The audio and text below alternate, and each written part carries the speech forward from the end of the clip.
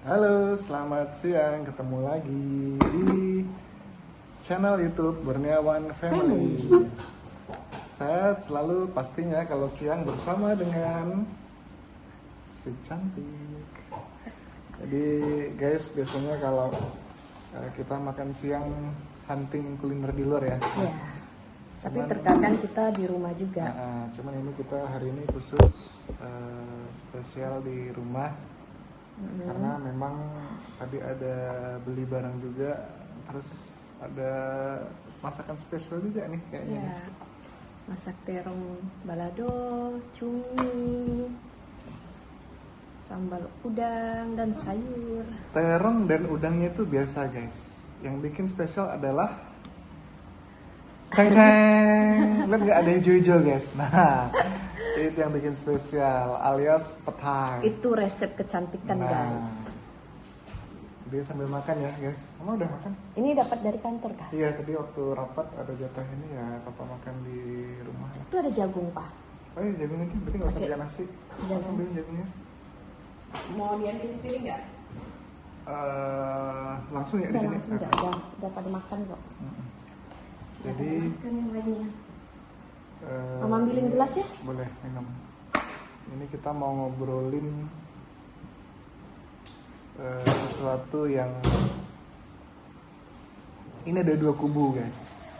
Jadi ini terkait dengan hobi kami yang traveling, yang beberapa orang suka bilang ke kita mah ya, Bang, lu jalan-jalan terus emang lu nggak nabung, lu nggak nyiapin tabungan buat anak-anak, nggak nyiapin persiapan untuk pendidikan segala macam, atau lu nggak nabung beli tanah atau properti gitu, segala macam gitu ya.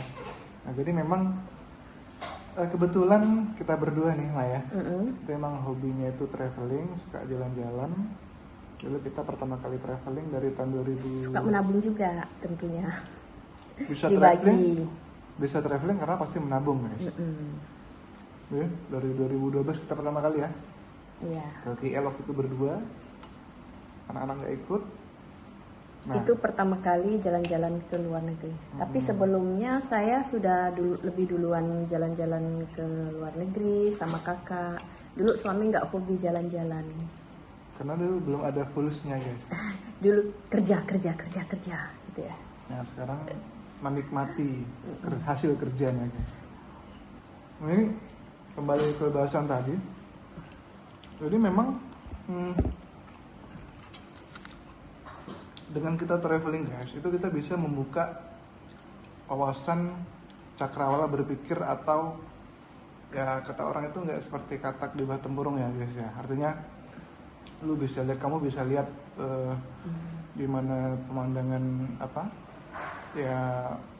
arsitek atau seni bangunan di luar negeri, kemudian cara hidupnya, kemudian juga perkembangan teknologinya. Yang pasti kita punya pengalaman baru. Ya, dan itu pengalaman itu memang pastinya itu bisa menjadi referensi kita, menjadi inspirasi ketika kita pulang ke Indonesia untuk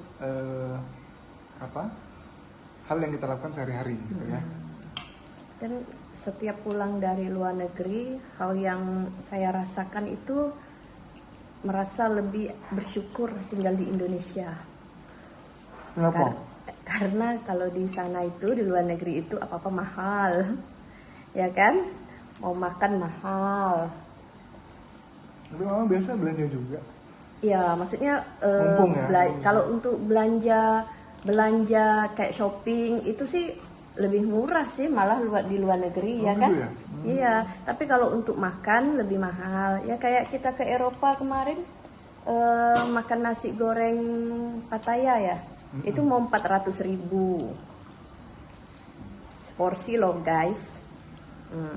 Jadi Kalau di sini dapat traktir berapa orang. Jadi itu intinya. Jadi lebih bisa hidup lah di Indonesia.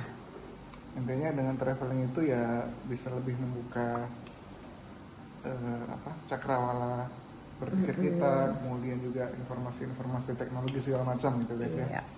Kita juga bisa lihat, dengan melihat budaya orang, kemudian dibandingkan dengan budaya kita bisa mendapatkan banyak ilmu-ilmu inspirasi baru guys di dalam kehidupan sehari-hari gitu kan, yang tentunya akan kita coba aplikasikan ketika kita pulang ke Indonesia.